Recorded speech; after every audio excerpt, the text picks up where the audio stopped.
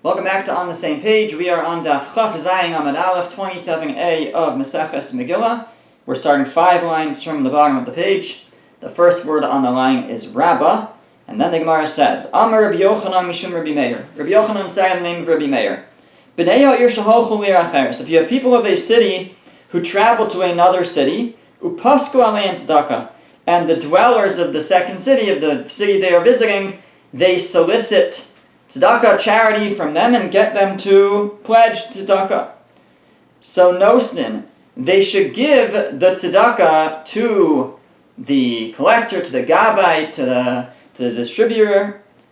Ukishem bayin, but when they leave the city, mevin osa imahen, they can bring the money they pledged with them, umefarnesin ba aniya iran, and use it to support the poor people of their own city.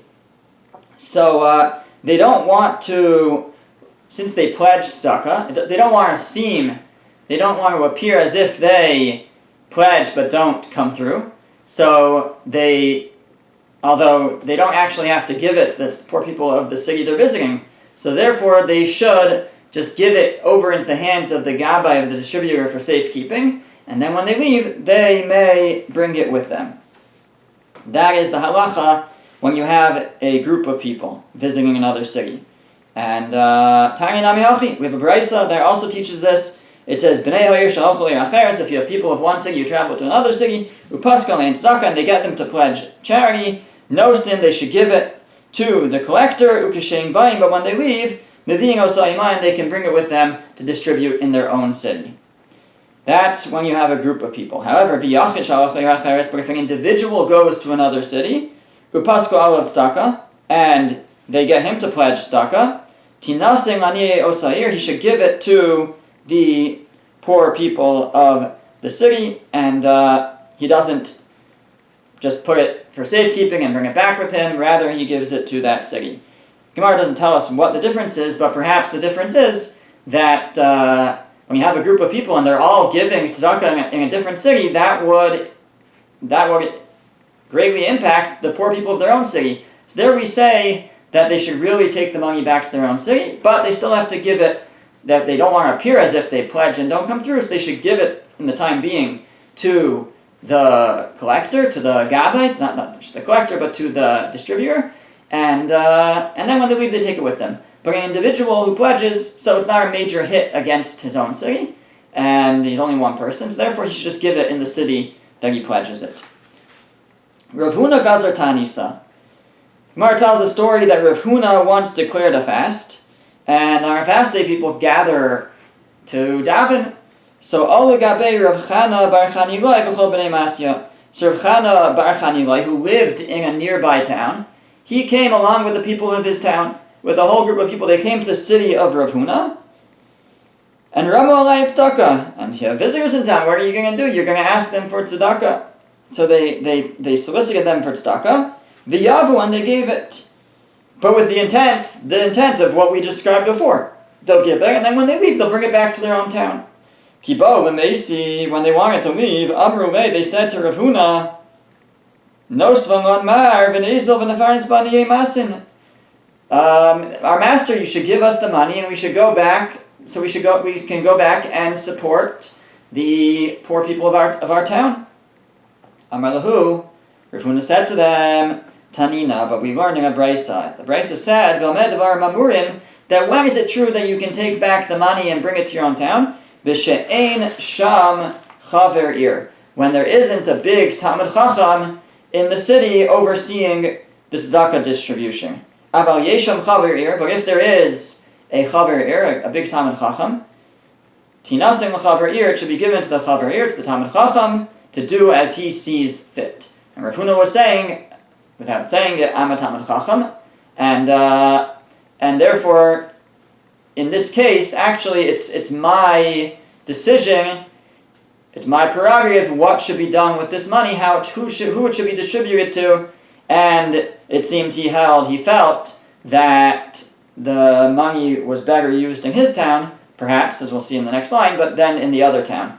And then he said, though, another reason, V'kol sheken all the more so, da'aniye didi v'didchu alai samichi. All the more so because the poor people, not only of my town, but also of your town, rely on me. So a second reason, besides for that when there's a big Torah scholar leading the town, that we trust him to be able to determine actually what's the best use of this money in terms of supporting the poor. Is it better that it remain here or go back to the town where the people came from? But secondly, I anyways support the poor people of your town too. They come to me. I'm not only the overseer of my own town, but you, a neighboring town, also I oversee the tzedakah for your town too. So, or at least the poor people who rely on me, they come to me also. So by keeping the money in our tzedakah account, it's not only supporting the people of our town, it's also supporting the people of your town. So he said it should remain here. Okay. Next Mishnah. So the previous Mishnah we had left off had talked about that what you can, when you sell something, what you can buy with it. So the Mishnah said if you sell the town square, you can buy a shul. If you sell a shul, you can buy an Aron Kodesh, etc.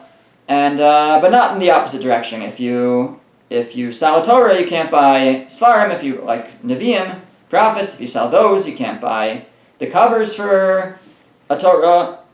If you sell that, you can't buy an Aron Kodesh.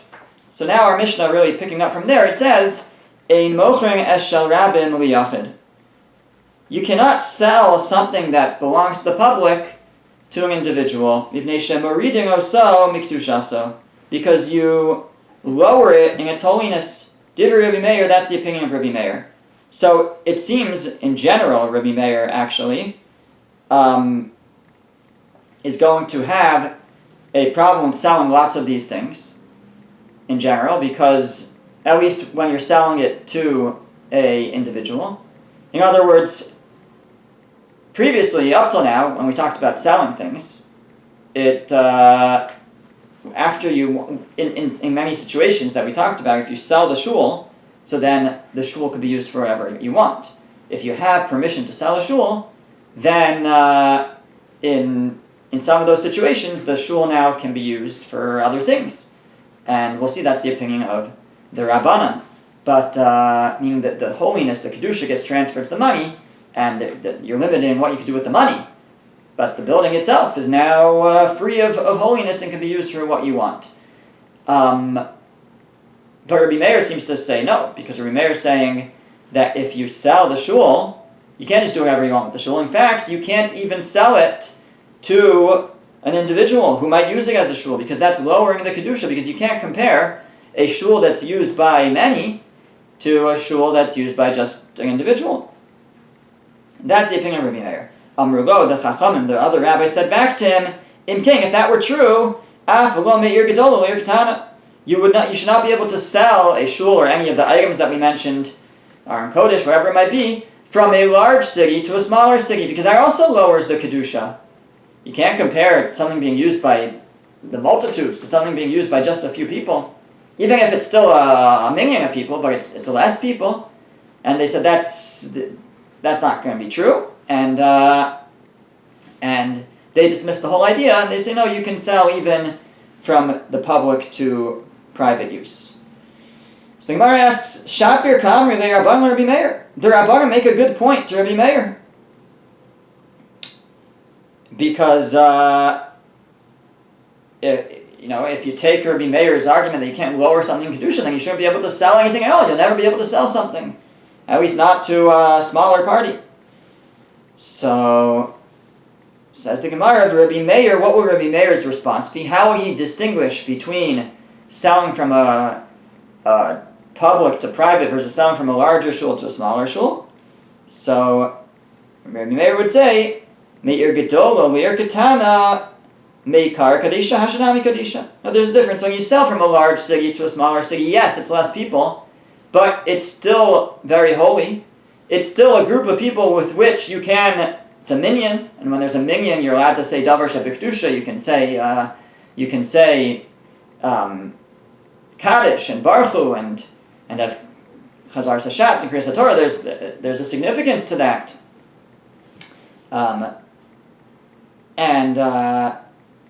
And so selling from a big shul to a small shul it's maintaining that level of holiness. It's less people, or from a large city to a small city, it's less people, but it still has a minyan. It's still davar shebekdusha. Kaddish and Baruch Hu can still be said there. However, he says, "Mirabim liyachad lek kedusha," but from the public to private, from a minyan of people to an individual, so that just lost. It's just like you can no longer say Kaddish or Kedusha when Kaddish, Kedusha, Baruch Hu, when you don't have a minyan. So the use of less than a minyan of something with more than versus more than a minyan is totally different. It's a different world. Something used by a minyan of people has elevated Kedusha, while if you sell it to be used by just individuals, that is a significant downgrading its holiness, and that Rabbi Meir says you cannot do. The Rabbanan say back to that, if you're concerned about lowering its holiness, then even from a large group to a small group you should be concerned, because the pasuk says in Mishlei, it says that in the multitudes of the nation is the splendor of the king, which is an expression a pasuk that we turn to mean that you can't. The more people doing a mitzvah together, the more special, the more holy. And so, at the end of the day, something being done in a large city by the multitudes is more holy than something being done by fewer people. And so, Rabbi Meir, if you're worried about the diminishment of the kedusha, then you have to be worried even selling something from a larger city to a smaller city. And the Rabbanim themselves hold, we're not concerned at all. We're not. The shul is going to lose its kedusha. It's going to lose its holiness, and you're going to use them, and the holiness will be transferred to the money, and the money will be used to buy something holy. But the shul itself, you can use for just about anything. Although we'll see with some exceptions in the next Mishnah. But forget it. Not only can you use it as a shul for an individual or for a smaller town, you could use it for a restaurant or something. So they have a totally different perspective. Okay, the next Mishnah says, "Ein mochrim beis hakneses ela tanai shem yirtzu yachziruhu." Divrei Rabbi Meir. So the Rabbi Meir says that you can only sell a shul on condition that if they would like to, they can buy it back. So if I sell a shul, I can only sell it and you can only buy it on the condition that if I get more money, I'm allowed to buy it back. That is Rabbi Meir's opinion. But Chachamim Omrim, the Chacham say, Mochrin oso memkar olam. No, you can sell it forever. Rabbi Meir held that it's like disgraceful to sell it completely. So it's not proper honor, proper kavod to the shul to sell it completely. So you need that condition that if you want, you can take it back. The Chacham say no, it's okay. Again, probably because they understand that the holiness transfers to the money, and we're not worried about the edifice anymore. Chutz me'arba devarim. They say except for 4 things. There's 4 things that you cannot use a shul for. The shul building, what was once a shul building. Lemerchatz, a bathhouse. Ulebursiki, a tannery, which has terrible smells. Litavila, for a mikvah. Again, it's a place where people are undressed. Ulebeis hamayim, and for a beis hamayim. What's a beis hamayim? Rashi has 2 possibilities. One is that it's a laundry place, and although the Vilna Gaon, the Gra takes that out of Rashi, or it's a bathroom, a place to urinate. So beis hamayim, a house of water, and so that the shul building, what was once a shul building, cannot be turned into that, but it sounds like it can be turned into anything else. Rabbi Yehuda says, Mochrim osa l'shem chatzer, that you should sell it as a chatzer, as a courtyard. V'halokeach ma she'yirtze yaseh, and whoever buys it can use it for what they want. It sounds like even for one of these more disgraceful purposes, it's okay because it's done. It loses its connection to being a shul. You sell it, it's now a courtyard. The holiness goes to the money, and now you have this building. Now I can decide what it was. We almost like forget what it used to be. According to Rabbi Yehuda, and you can use it. It sounds like even for one of these four things, you can use it for whatever you want. Okay. Now Rabbi Meir said that when you sell a shul, you can only sell it on condition that the seller has the right to buy it back whenever he wants. So ask the Gemara, Rabbi Meir, Heichi dairiba. According to Rabbi Meir, how could the buyer live in it? How could he use it? Hahavya la ribis. It should be a problem of ribis, of interest. What does this have to do with ribis? What does it have to do with interest? Because according to Rabbi Meir, if there's a built-in return policy that you can return it whenever you want, so what will happen is that if in the end, I shouldn't say you can return it whenever, it's the opposite of a return policy, you can buy it back whenever you want. If the seller has the right to buy it back whenever he wants, so that means that it wasn't really a complete sale, because he can renege, he can take it back. And so what was the money that he gave then? If he now demands that, or gives back the money, actually what was the money he received for it? He sold the building, he received money, and now he's saying, take back the money, give me back the building. Well, in essence, that money is a loan, and the building was like collateral almost for the loan. So you have that the buyer of the building, of the shul, gave money to the seller, but that was really a loan. He lent him money. Now, if you lend somebody money, that person can't give you an additional benefit in it, more than paying back the loan. They can just pay back the loan, but they can't give you an additional benefit. That's interest. So here, he's paying back the loan, but the lender, the seller, the buyer, the one who gave the money, also was using the shul for whatever purpose, either a shul or something else, this whole time. And now he's getting his money returned to him. So it's like he lent money, got to use the building as a bonus, as interest, and now he's getting his money back and returning the shul. So that should be a problem of ribis, of interest. Says the Gemara, Rabbi Yochanan says, Rabbi Meir b'shitas Rabbi Yehuda Amra. Rabbi Meir holds like Rabbi Yehuda. The Amar, who says, Tzad echad b'ribis mutter, that a case of ribis, of interest, that's not guaranteed, it's in doubt, that is permitted. And here, there's no guaranteed interest. There will only be interest if, in the end, the one who sold the shul decides, I'm going to give back the money and take the shul back. So then, it makes it that the money was a loan, and the one who had the shul, who was basically the lender, got interest, was living in the shul for free, or using the shul.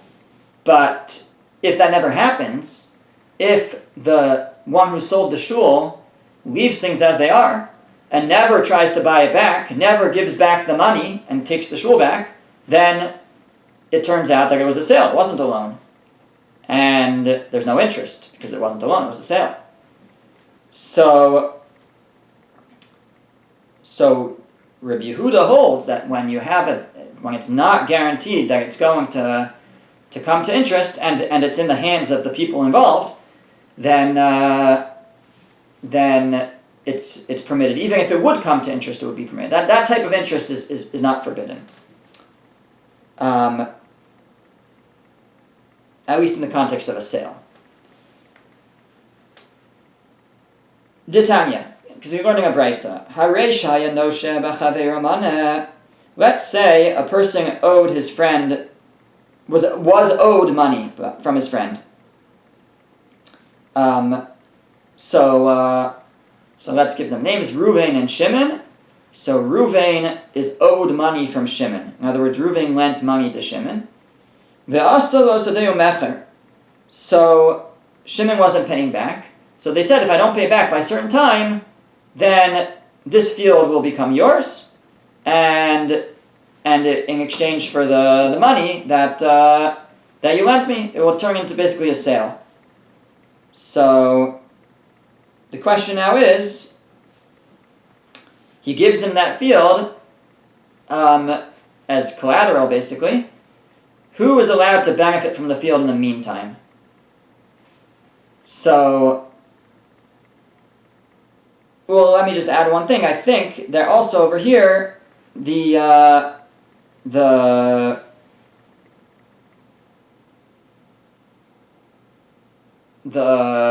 borrower who gave the field instead of money back has the right to redeem it. If he comes forth with the money, he'll get the field back. So who can benefit from the fruit of that field in the meanwhile? So the Gemara says, the Brisa says, Bizman shem mocher ochel peros mutter. If the seller is eating from the fruit of the field, so that's permitted. The seller is the borrower, and he borrowed money. Instead of paying back money, he's giving a field, which in a certain way is that he's selling the field. So if he's in the meanwhile, because we don't know, maybe he's going to redeem the field in the end and get it back. So if in the meanwhile he's eating the fruit of the field, so that's permitted. But if the buyer is eating from the fruit, that's forbidden. Because what happened here? Reuven lent Shimon money. Shimon gave his field as collateral, basically. And in the end, though, Shimon's hoping he's going to pay the money back to Reuven and get the field back. So you have Reuven lent money to Shimon, and Shimon paid back the money. Now, Shimon can't give Reuven anything more than paying back the loan. That would be interest. So if the field in the hands of Reuven, if Reuven's enjoying the fruit of the field, that's going to be interest. That's an additional kickback for lending the money. So if the seller, meaning Shimon, the borrower, is the one eating the fruit of the field, then it's fine. But if Reuven, the lender, is eating the fruit of the field, so that's usher. That's the first opinion. That's the Tana Kama. Rabbi Yehuda says, no, even if the buyer, in this case the lender, is eating from the fruit of the field, it's permitted. The Amar Rabbi Yehuda, and Rabbi Yehuda said, Maisa bebitus ben zonan, it happened with bitus ben zonan, she'asa sadeo mecher, al pi Rabbi Elazar ben Azariah, that he did this. He made the field up for sale, basically a collateral for a loan based on the ruling of Rabbi Elazar ben Azariah. V'lokech ochel pe'erasaya, and the buyer was eating the fruit, like the lender, our Reuven, was eating the fruit. So Rabbi Yehuda said, "Look, yeah, I have a proof from an actual story." Amrullah, they said to him, "Misham Raya, you're going to bring a proof from there? You got the story wrong. Mocher ochel pe'erasaya." In that case, it wasn't the buyer who was eating the fruit, meaning the lender. It was the seller. It was the borrower who was eating the fruit. The lo lokech, and not the buyer. Now, my benayu, what is it that they're arguing about in this case? Rabbi Yehuda said that the buyer is allowed to eat the fruit, and the Tana Kama said no, only the seller is allowed to eat the fruit. So what are they arguing about? Says the Gemara, tzad echad ribis eka benayu. They're arguing about tzad echad ribis, interest that's not guaranteed to happen. Mar savar tzad echad ribis mutter. Rabbi Yehuda holds tzad echad ribis, interest that's not necessarily going to play out, is permitted. Mar savar tzad echad ribis aser, and the other opinion holds that it is still forbidden, and that's what they're arguing about. So, in other words, in our case where Reuven lent money to Shimon, Shimon gave Reuven a field as collateral, that if I don't pay by a certain time, you'll get to keep the field. So in the meanwhile, is Reuven allowed to eat those fruit? So the Tana Kama said no, because what happens if Shimon ends up paying back Reuven? Then he paid back the loan, and Reuven got paid back plus ate fruit. That's ribis, that's interest. But Rabbi Yehuda says he's allowed to eat the fruit. Isn't it an interest problem? So the answer is, it could be, but since it's only tzad echad ribis, it will only turn out to be ribis if Shimon ends up paying back the loan. But if Shimon doesn't pay back the loan, then the collateral will turn into a sale, and it was Reuven's the whole time, and it wasn't interest. It will become his field. It will turn into a sale, and it will be his. So since in that possibility there's no interest, so he's allowed even now to enjoy the fruit, and it's not a problem. And that we're suggesting is why Rabbi Meir in our Mishnah is not concerned about selling a shul with a condition that it's permitted to buy it back anytime. Shouldn't that be a problem? Because if I buy it back, it will turn out that the money that I was giving was a loan, and whoever bought the shul, was using the shul, was benefiting from the shul, and then they got their money returned to them. So it's like they lent money and got it back, plus they got an additional benefit of using the shul in the meantime. So Rameir says it's okay, because he holds like Rabbi Yehuda that tzad echad b'ribbis is much, that since it's not for sure going to come to interest, it depends. If you end up reneging, if you end up opting into the return policy, then it will be interest, but that's only tzad echad, it's not guaranteed. It depends on what people do. So according to Rabbi Meir, Rabbi Yehuda, that's permitted. Rava says no. Everybody agrees that even in this type of case, tzad echad b'ribbis is forbidden. And in the case of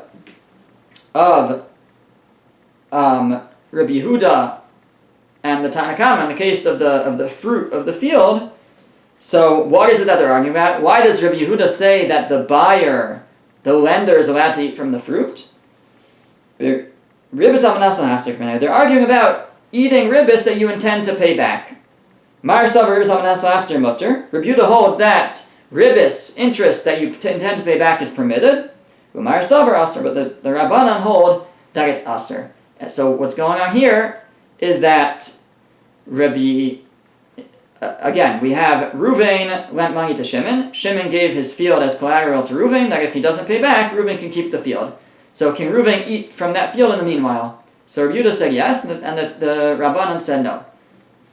So the Rabbanan makes sense. You can't eat because it could turn out to be interest. And now we're saying everybody agrees, even if it just might turn out to be interest, it's a problem. Tzad echad b'ribbis is aser according to everybody, is what Rav is saying. So then that makes sense that you can't eat from the fruit, because if you eat from the fruit and then the borrower ends up paying back the money, then it will turn out that it was just a loan the whole time, and the lender was enjoying the extra fruit, and that will be interest. So why does Rabbi Yehuda say it's okay? Says Rava, what he means is you can do it in the meanwhile, but if in the end it turns out to be interest, you have to pay it back. So he's not saying you can do it and keep the benefit. You have to pay back the interest that you ate. He's just saying that that's permitted in this type of scenario. If you do it on condition that if it turns out to be ribbis, you'll pay it back, then it is permitted. So Rabbi Yehuda says, Ruvain, our lender, can eat from the fruit of the field. If he ends up keeping the field, so fine, it was a sale, and it was his fruit anyways. But if Shimon ends up paying back the loan and gets the field back, so then wherever Ruvain ate was interest. So Rabbi Yehuda says, it's interest, it was fine for him to eat it, but now he'll have to pay it back, and there's no problem. Now according to Rava, everybody agrees tzad echad b'ribbis is aser, that ribbis that's in doubt is forbidden. So he no longer has an explanation in Rabbi Meir. The Gemara's first question was, how could Rabbi Meir allow this conditional sale of the shul? Isn't that a problem of ribbis? To which Rabbi Yochanan said that Rabbi Meir holds like Rabbi Yehuda that tzad echad b'ribbis is mutter, that since it's not guaranteed ribbis, it's not guaranteed interest, it depends what people do, that's permitted. But Rava says no, nobody holds that. That's not the opinion of Rabbi Yehuda. So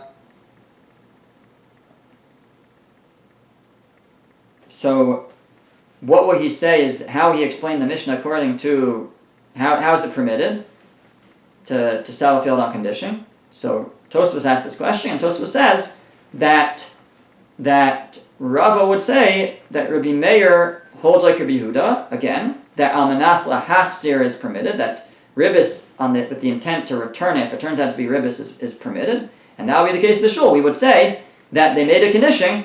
Part of the condition was, I'm selling the shul, I can buy it back whenever I want, and if I buy it back, then you will have to pay me for the benefit of using it in the meanwhile, because it'll turn out there was just a loan, and if it was just a loan, then you're not allowed to benefit, and you can't get an extra benefit in addition to getting your money back. So you'd have to pay me, you have to pay for any benefit that you had.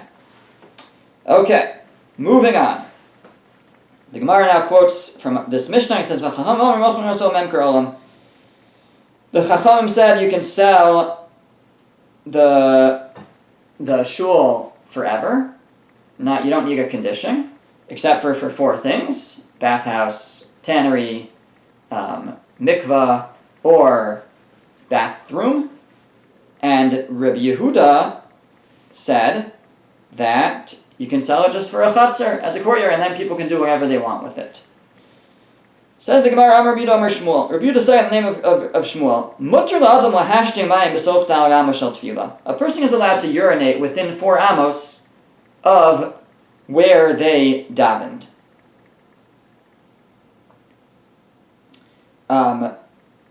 What it means is not space-wise, but time-wise. If a person davens and waits the amount of time it takes to walk 4 amos, they're allowed to urinate in that spot. We don't mean in a shul. We just mean wherever somebody davens, don't think that it instills that place with holiness that you can't, it's a field or whatever, you can't urinate there. No, as long as you wait the time that it would take to walk 4 amos, after that it is permitted to urinate there. Rav Yosef, my kamashmalan. Rav Yosef says, what's this teaching me? We already know it. Tanina. Rabbi Yehuda says, Mochrim osa l'shum chatzer, v'lokeach mashe yirtze yaseh. Rabbi Yehuda said that even a shul, you can sell a shul as a courtyard, and then the buyer can do whatever he wants with it, even a beis hamayim, even a place to use as a bathroom. So, and now that was Rabbi Yehuda. So certainly according to Rabbi Yehuda, it should be permitted to urinate in a place where you davened. But even the Rabbanan who hold that you cannot sell a shul for to be used as a beis hamayim, as a place as a bathroom, they only said that regarding an actual shul that has established kedusha. You can't sell a shul to turn it into a bathroom. But just in a space of 4 amos, where you davened in that area that doesn't have established holiness, it's just a place where somebody happened to daven, it's not a shul. Lo tani.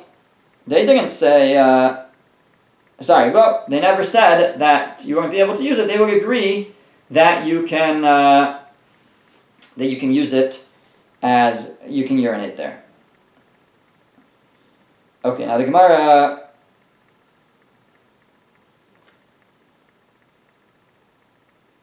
I don't think answers that question. The Gemara's question was, what was the chiddush? We already know this, so we'll see, I guess, but I don't think it answers the question. The Gemara goes on and says, Tani Tana Kamei de Rav Nachman. It was Tar in front of Rav Nachman. HaMispalel Marchik Dar Amos Umashtin. One who davens should move away 4 amos before urinating.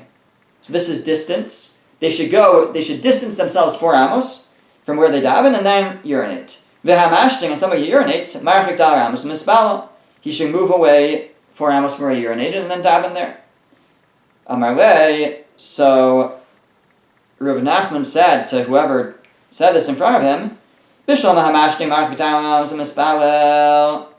He says, I understand that if you urinate, you should move 4 amos away from there before you daven.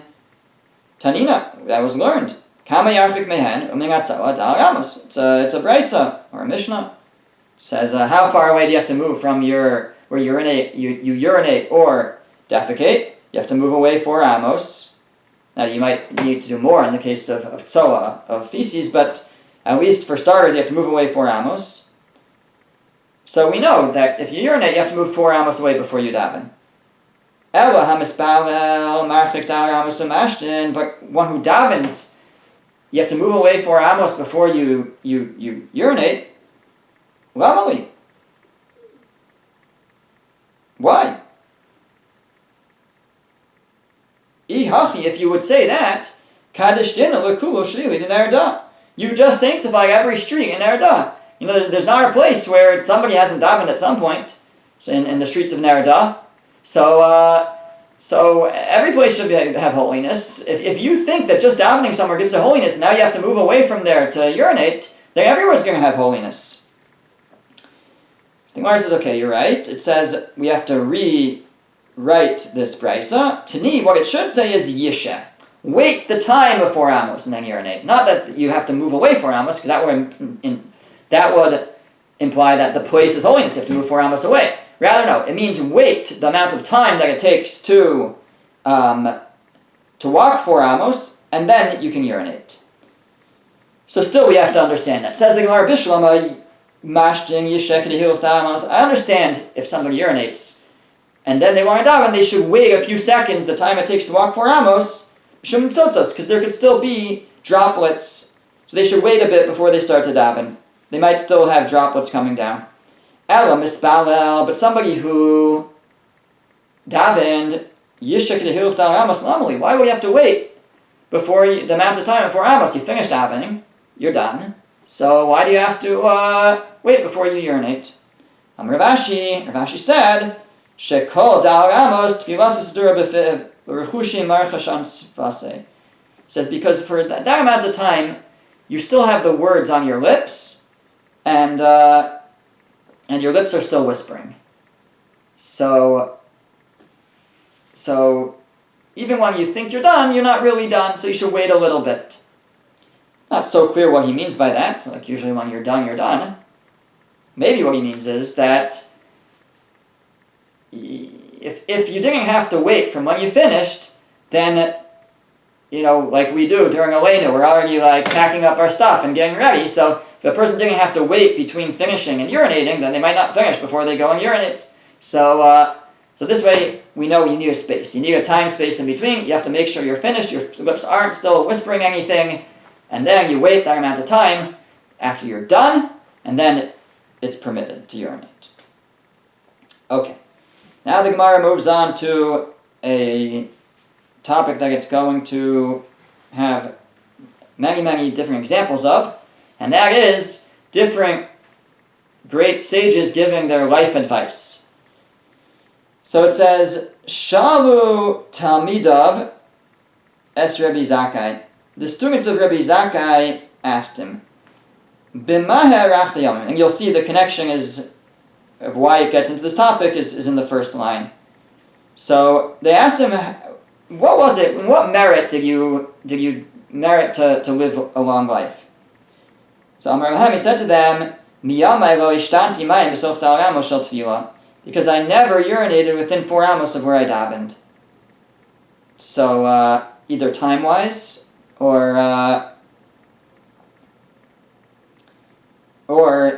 Tosfos says, even when I waited and I was allowed to, I still made sure to move away. So even though we said before that it's permitted and to urinate in space-wise within 4 amos of the place that a person davens, because otherwise you sanctify all the streets of Nerida. But he had a chumrah, he had a stringency that he didn't do that. He says that's why I was deserving of long days. And that's really the connection to the previous Gemara, which gets us onto this whole track of this question of different sages. What did you do to deserve long life? So that's what he said, first of all. I never urinated within 4 amos of where I davened. What else? I didn't give my friends nicknames, derogatory nicknames, or nicknames they didn't like. And I never missed making Kiddush on Shabbos. Kiddush Hayom doesn't mean the daytime Kiddush, just means the Friday night Kiddush, the Kiddush of Shabbos, the Friday night Kiddush. Ima Zakena Haisli, my mother was very old. One time, she sold her head covering, her handkerchief or something, in order to be able, I didn't have any money for Kiddush, and my mother also didn't apparently, and she sold her head covering in order to be able to provide us with Kiddush, with wine for Kiddush. And Tanan was taught that Kishemesa, when she died, Hinicholo Gimel Meos Garvi Yain, she left over an inheritance of 300 barrels of wine. So in the merit of being very careful about Kiddush, She was very poor, but she then married to get very rich in the wine business and died with 300 barrels of wine in her possession that she left for him. And when he died, when Rabbi Zakkai died, he left 3,000 barrels of wine. He became very rich as a reward for his diligence in making Kiddush.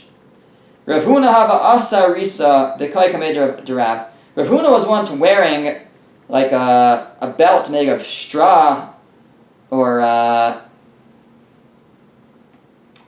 some kind of reed, and he was standing in front of Rav. Amar lei, my hi. Rav said, "What's the story with that belt?" Amar lei.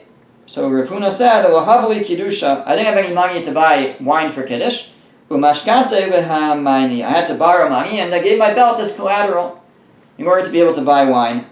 Ve'asai ve'kiddusha, and I bought Kiddush. So that's why I don't have a belt, so I have to wear this reed as my belt. Amar lei. So Rav said to him, Yehei Rava, it should be Hashem's will, the titum v'shirai, that you get covered in silk, because you're wearing this, I guess, silk or reed belt, so you should be rewarded, you should be covered in silk, that should be your reward. Ki ichel Rabba brei, when Rav Huna's son Rabba was getting married, Rav Huna in Nishkutza, but Rav Huna was very short, and Gana Purya, he was resting on a bed, and nobody noticed him there because he was small. Asyan ban sevikase, his daughters and his daughters-in-law came in, Shalchan v'shadi manaya, and they tossed their silk clothing on him, on the bed. You know, everybody keeps stuff on their bed, so they were walking by, and they tossed all their silk clothes on top of him. Ade'itum b'shra, until he was covered in these silk clothes, a fulfillment of the blessing that Rav had given him. Shama Rav heard that this had happened. V'ikpik, he was upset. What was he upset about? Amar, he said, my time amartali, ki berachticha v'chein lamar. Why didn't you say back to me, and so too to you, my master? Meaning, you should have given me a blessing back. My blessing came true. You should have given me the same blessing back. Shalu Talmidav Rabbi Eliezer ben Shemua. Moving on to our next sage, the students of Rabbi Eliezer ben Shemua asked him, what did you do to deserve long life? Amar lahem, he said to them, I never used a shul, the sanctuary of a shul, as a shortcut. And I also didn't tread on the heads of the holy nation, meaning that when the students used to sit on the floor to learn, and when they were sitting on the floor in the Beis Medrash, so I never walked through them, because that would look like I'm walking on their heads. It would be disrespectful. I never did that. And furthermore, v'lo kapi below bracha. And I never I never did Birkas Kohanim without making a bracha first. And these were the things that I did to merit longevity. Fine. Just a note about what we said previously, that one of the things that Rabbi Zakkai said was I never gave a nickname to my friends, so I said a derogatory nickname. Tosfos actually says, even a kinoi dela v'ginai, even a non-derogatory nickname. So he was very careful about it, to call people by their proper names. And that was a zechus, a merit for him. Okay, next week we'll pick up with more advice from the Chachamim of the Gemara.